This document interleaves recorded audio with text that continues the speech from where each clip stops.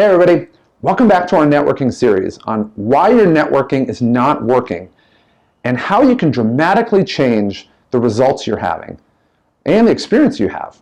So you can basically shed all the nervousness and anxiety and really have fun and truly enjoy the time that you have there, all while getting the results that you're there to get, to dramatically increase the revenue that you have for your business and to provide you more time and freedom. Now, I can attest firsthand, like most of you can, I'm sure, that there are some inherent problems when it comes to networking, things that get in the way that really keep you from being productive and to truly build a high-value brand when you're out networking. The first one has to do with mindset. Now, I'll admit right off the bat that mindset is not the sexiest topic in the world. Nobody sits here and buys books for the most part and says, I really want to improve my mindset. They want to have tangible things that they can do to, literally just pick up and do them. But the problem is, your mindset is the foundation of everything you do. So no matter what you do, no matter what tactic you take or method you use, your mindset is going to be the one thing that determines whether or not it's successful. It's going to be the factor that helps the person in front of you determine how to interpret what you're doing. People with a poor mindset or a poor inner game, no matter what they do, they're going to be looked at as charlatans. They're going to be looked at as insincere, as untruthful. Okay, we'll just call them liars. So there's no tactic or method or idea that I'm going to share with you that if you magically just go do it today, you're automatically going to get this complete transformation on the results you're having. It's just not true. Anybody that tells you that is not being honest with you. They're a snake oil salesman and they're not to be listened to. But we're going to start with mindset today. When it comes to networking, some people go to networking events as often as they can. They'll literally just fill their day up with networking events, figuring that if they could just do as many activities as possible, that it's going to work out in the end. But the problem is that they're walking in here with expectations that are not necessarily designed for success. And so the first thing we're going to talk about is that underlying foundation, is that mindset. In the community, we have a term called the inner game. And here at the Negotiator's Playbook, I delineate that out farther and talking about how what you tell people about yourself is your top line revenue. And what you don't tell people about yourself, your fears, your worries, your inferiorities and insecurities, subtracts from what you tell people. And in the end, what's left is what people see. And then the gap between those two, the bottom line and the top line, is your credibility. And that basically is your inner game. The wider the gap, the less credibility you have, and the less people are going to trust you, and the less business you're going to have, and you're probably not going to be in your same business very long. The stronger your inner game, or the narrower your gap, the more people want to buy from you and the more they're willing to spend for your products. Now, when people walk into a networking event, as I recently learned from this guy that was speaking on it, this guy basically said, you need to go in with a written agenda. In other words, you have to have written expectations of what you want to happen at that networking event. And that might sound great and think, oh, it's a plan, we're working through it, but it's really one of the things that can sabotage you more than anything else. And the reason is it fosters a term in the community that we called OBM, an objective-based mindset. Some people call it an outcome-based mindset. But basically, you're doing something just for the sake of an outcome happening. And if it happens, you're successful. And if it doesn't happen, you're not successful. And this is really poisonous. It's one of the first things that I learned in the community, and it's something that will absolutely set you back no matter what you do. You could absolutely be saying the right things and wearing the right things and really doing the right things. But if you have an objective-based mindset, you might as well go home because people are going to see you as a fraud. They're going to see you as a charlatan and they're not going to trust you. And worse yet, they're going to talk about you. They're going to tell all their friends and colleagues and you're done. I mean, so literally it'll be worse that you've gone with an objective-based mindset to that networking event than if you just stayed home. In other words, your business would have been more successful not talking to anybody than not addressing this area. The second problem that people in networking have is that you can't predict the future. You're sitting here setting an agenda of what you want to do, but if you look at your life, or really anything in the world, it becomes readily apparent that you can't predict it. Whether it's a sports score, the weather, and I live in San Diego, you can't even necessarily predict the weather, which is kind of crazy. You can't predict from one day to the next what that day is going to be like. That day could be one of the best days you'll ever live in your life. It could be one of the worst days that you've ever had in your life. Or it could have a million different permutations of things that could happen. You just can't predict it. So don't. But the last one, the last part of really trying to create that agenda or setting up a preordained set of expectations for your networking event is it really just absolutely throws you into a scarcity mindset. Now, for those who are unfamiliar with this particular terminology in the community, a scarcity mindset is basically a mindset that you have where you're always trying to conserve resources. Now, Walmart is the perfect example. They're always going to try to be the absolute lowest price on a particular type of item. And the key is a type of item, because they will lower the value of that item so that the price can be lower. And you'll end up paying less for that item, but you end up getting less. People that use coupons are the same way. They're absolutely trying to, quote, stretch their dollar as far as they can. And the reason is because they don't believe that they can get more money. They don't believe they can earn any more, and they believe that there's only a limited amount of supply of money or things that you can gain. So you have to take the things that take away from that and stretch them as far as possible. And that is a scarcity mindset, and it's absolutely poisonous because it will literally direct you, and it will have a physical manifestation in your life, meaning you'll have that poverty mindset in a sense, and it will translate into a poverty lifestyle where you're not able to afford things. In fact, if you even use the word, I can't afford it, then that's an indication right there that you have that scarcity mindset. The opposite of that is what's called an abundance mindset. And what that means is we don't really care about all the things that you have to spend your money on because you truly believe that you can make more money. Now, if you're sitting here as an employee and you're saying, well, Matt, I have a certain amount that I make per week. No matter what I do, I'm going to make X amount per week or per 2 weeks or per month or whatever it is. And so I have to stretch my dollar. That's fine. I understand that. But that's kind of a scarcity mindset. That type of setting really reinforces that scarcity mindset. Where an abundance-based mindset says, okay, this is what I have right now, but I want more. And I think the key example that I've learned from one of my mentors, he said, look, if you want to go to Paris, the scarcity mindset says, how much can I save at a given time and how long will it take me to save so I can go there? And so you do the math and you say, okay, the fastest I can get there is 18 months. And so you don't get to go to Paris for 18 months because of this scarcity mindset. Or an abundance mindset says, okay, what do I need to do to generate the money to buy the ticket to go to Paris? And so when you go to Paris, isn't 18 months, it's determined by your creativity and how much you can contribute to solving that problem. Believing that the resources that are available to you are truly limitless. And it truly is a continuum. So the farther you are away from the scarcity mindset into the abundance mindset, it's going to determine the results you get. So we've covered the problems that people have when it comes to networking. Now, obviously, you're probably asking, okay, what can you do about it? Well, there's a lot you can do about it. So get a pen and paper right now or your iPad or whatever it is and be prepared to take some notes. Now, the first thing that you can do to really get out of that scarcity mindset where you're nervous and anxious and you're not sure what's going to happen and really in the end you're really just thinking about you and what you're going to get is to create an avatar. Now what that means is you're creating a very, very hyper-specific description of your target market, of the person that if you could literally design your entire set of business, what would it look like? Now, I'll tell you real quick, an avatar is different than your target market. Now, your target market would be, let's say you're in insurance, people that own a home. Obviously, if you're selling home insurance, people that own a home that are making X amount per year, they're between 34 and 44, what have you. Generally a target market, they're kind of broad, people kind of fall into a general area. An avatar is very specific, and it's literally a character description.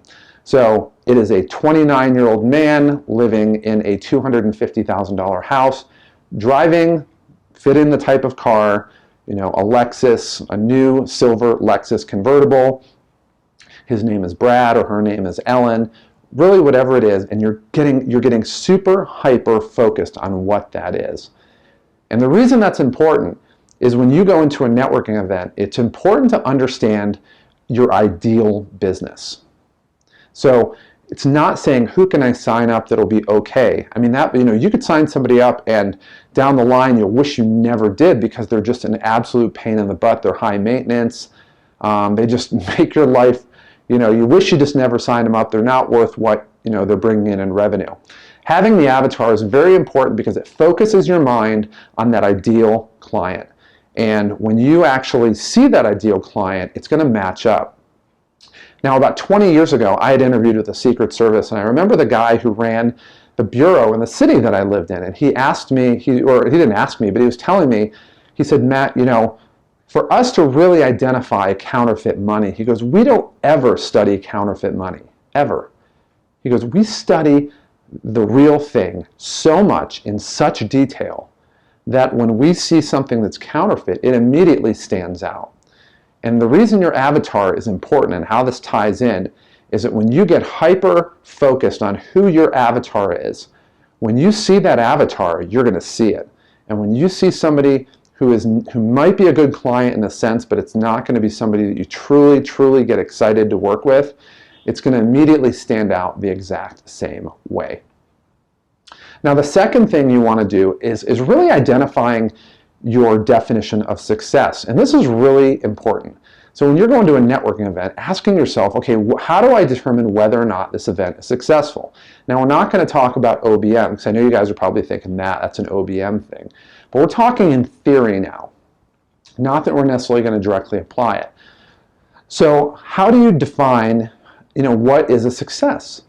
Well, most people think, okay, I got 6 business cards, or I have a hot lead, or somebody even signed up. They swiped on my little Square account or whatever, and they paid for something. Well, the problem is, when that doesn't happen, you look at that event as a non-success.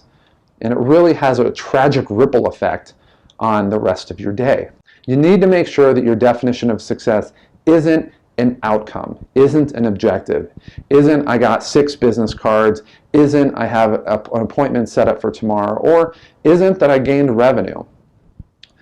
But it's going to be something that we talk about in a little bit. But having that, kind of outcome-based mindset as part of your success, you need to make sure that it's not there. And this is something where you can't just accidentally walk into it. You really need to do some inner thinking and ask yourself, do I truly walk out of a meeting or a networking event thinking that was successful, or assessing whether or not it was successful? If you do, that needs to change. Just stop doing it. You're sabotaging yourself, and it's totally unnecessary. There's a lot of critics out there in the world. We all have them. Don't be your own critic. The key is to walk into these events and walk out and truly not have those expectations. When you do it, it takes a ton of pressure off you, and it really sets the stage for the next few solutions that we have. So if your goal isn't to generate a lead or to generate business directly, well, what is your goal? The goal is to create attraction.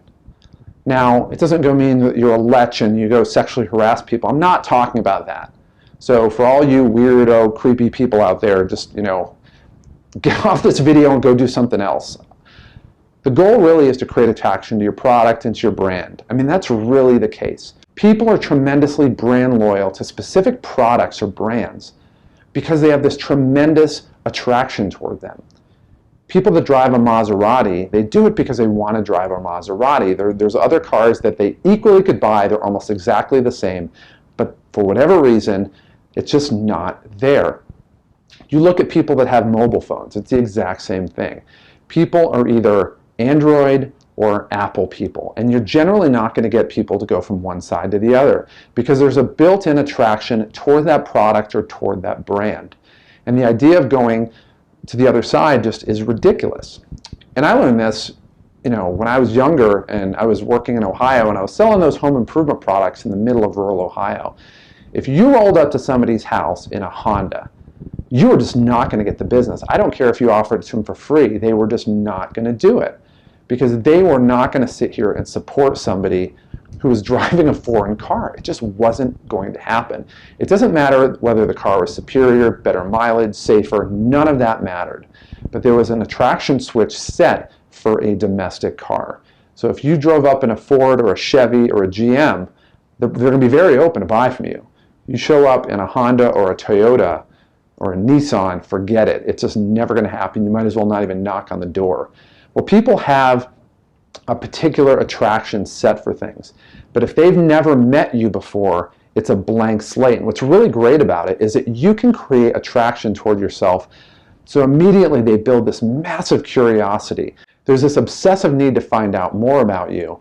And in the end, if you do it right, the better you get at creating attraction, they're going to actually start pursuing you. They're going to actually start pursuing you, which is really a pretty awesome thing, which is really what this is all about. Now, when you're in that one-on-one situation where you're talking to somebody, I want to reinforce again, your goal is not to develop a lead or to get the sale at the time. When you do that, again, what's in your mindset will always have a physical manifestation.